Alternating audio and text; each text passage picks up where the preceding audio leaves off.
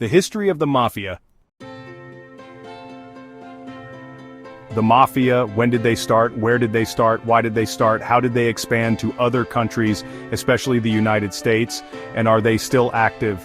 The Mafia refers to organized crime syndicates that originated in Italy, particularly in Sicily, during the 19th century. Below is a detailed breakdown of its origins, expansion, and current status. The Mafia, also known as Cosa Nostra, started in Sicily, Italy, in the early 19th century. Sicily was under a series of foreign rulers, including the Spanish, French, and Bourbons, and the local population often distrusted official authorities. Wealthy landowners hired local enforcers to protect their estates from bandits. These enforcers became men of honor who handled disputes, provided protection, and enforced their own form of justice. Over time, these groups became organized and started demanding payment for protection, evolving into a criminal enterprise. The Mafia arose due to lawlessness, corruption, and economic instability in Sicily. The main reasons include weak government and law enforcement. Sicilians didn't trust the authorities and turned to local strongmen, mafiosi, for protection and justice. Land disputes and crime. Large estates were hard to manage and landowners relied on armed groups to enforce their control. Economic hardship. Many poor Sicilians turned to crime as a means of survival. By the late 1800s, the Mafia controlled key industries like citrus farming, transport, and markets in Sicily. The Mafia expanded due to immigration, prohibition, and weak law enforcement. Late 1800s Italian immigration boom. Hundreds of thousands of Sicilians and Italians migrated to the U.S., especially New York, Chicago, and New Orleans. Some brought their Mafia traditions, forming criminal networks in Italian neighborhoods. 1891 Mafia-related murder in the U.S. in New Orleans. Police Chief David Hennessy was assassinated, allegedly by the Mafia. 1920s, Prohibition, 1920-1933, boosts Mafia growth. The Mafia exploited alcohol bans, running bootlegging operations and making millions of dollars. Families like Al Capone's Chicago outfit and Lucky Luciano's New York Mafia gained power. 1930s, Mafia becomes highly organized. Lucky Luciano and others created the Commission, a governing body for Mafia families across the U.S.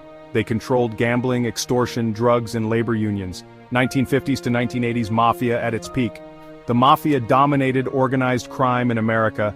The FBI and RICO, Racketeer-Influenced and Corrupt Organizations Act 1970, later led to their decline. Yes, but weakened. In Italy, the Mafia still exists, especially in Sicily, Cosa Nostra, Calabria, 'Ndrangheta, and Naples, Camorra.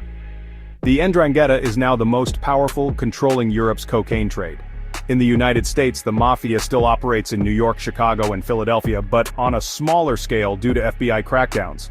They control illegal gambling, loan sharking, and construction rackets, but lost power to newer criminal groups like cartels and cybercriminals. The Mafia played a crucial role in building Las Vegas into a gambling empire from the 1940s to the 1980s, controlling casinos, prostitution, loan sharking, and other illegal activities.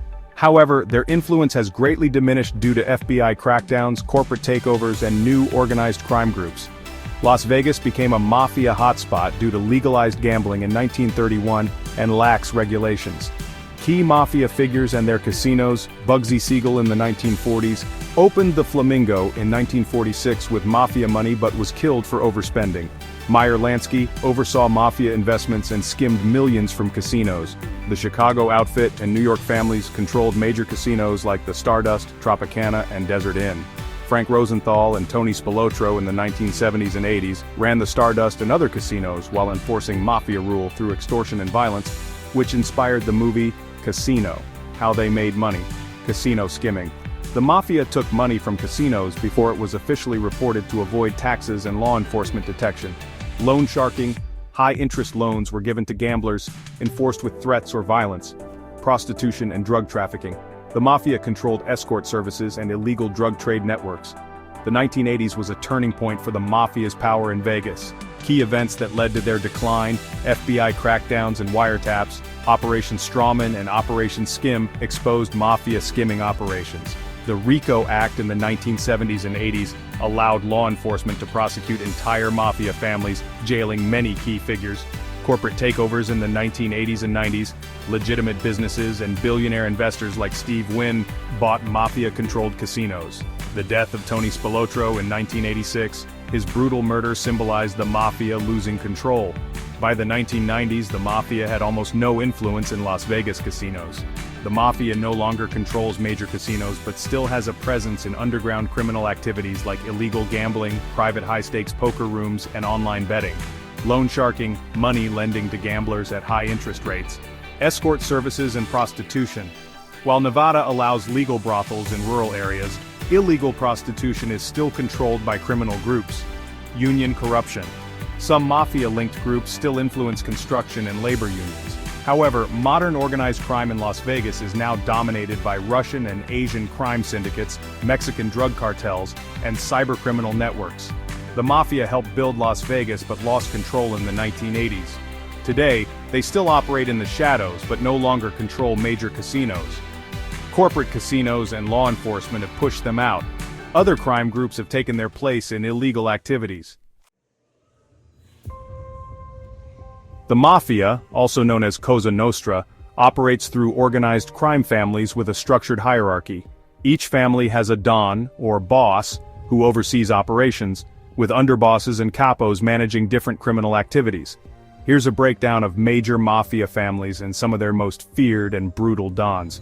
The 5 families of New York were established in 1931 by Lucky Luciano, who created a Mafia commission to prevent internal conflicts. These families dominated organized crime in the United States for decades. Gambino crime family, the most powerful in New York. Most feared Don John Gotti, known as the Teflon Don. He took over after Paul Castellano's assassination in 1985, ruled with brutality and arrogance, making him a celebrity mobster. The FBI finally jailed him in 1992 after his underboss, Sammy the Bull Gravano, turned informant. Other notorious bosses include Carlo Gambino from 1957 to 1976. Smart and secretive, he ruled with an iron grip. Paul Castellano from 1976 to 1985, assassinated by John Gotti's men outside Sparks Steakhouse. Genovese crime family, often called the Ivy League of organized crime. Most feared Don Vito Genovese, known as Don Vito. He ordered assassinations of rivals and sought total control of the Mafia. Convicted of heroin trafficking in 1959. Other notorious bosses include Frank Costello from 1946 to 1957. Survived an assassination attempt and stepped down. Vincent Chin Gigante from the 1980s to 90s, pretended to be insane to avoid prosecution. Lucchese crime family, feared for its brutality. Most feared Don Anthony Tony Ducks Corallo. He secretly ran the family using wiretap-proof meetings in a car. Sentenced to 100 years in prison in 1986 during the Mafia Commission trial. Other notorious bosses include Tommy Lucchese from 1931 to 1967, ran the family with efficiency and violence. Bonanno crime family known for internal wars. Most feared Don Joe Bonanno, called Joe Bananas. One of the original 5 family's bosses but went into hiding in the 1960s. Other notorious bosses include Carmine Galante in the 1970s, controlled heroin trade but was assassinated in 1979 while eating lunch. Colombo crime family, the smallest but most violent. Most feared Don Joseph Crazy Joe Gallo. He started a brutal war within the family and was assassinated in 1972 at Umberto's Clam House. Other notorious bosses include Carmine Persico from the 1980s to 2019, ran the family from prison for decades. The Chicago outfit, Al Capone's legacy. Chicago's Mafia was different from New York's 5 families because it was one powerful organization known as the Outfit. Most feared Don Al Capone, also called Scarface. He ruled Chicago in the 1920s during Prohibition, ordered the 1929 St. Valentine's Day Massacre, killing 7 rivals. Finally jailed in 1931 for tax evasion. Other notorious bosses include Tony Accardo from the 1940s to the 1990s, ran the outfit quietly but effectively. Sam Giancana in the 1960s, had ties to the CIA and was later assassinated.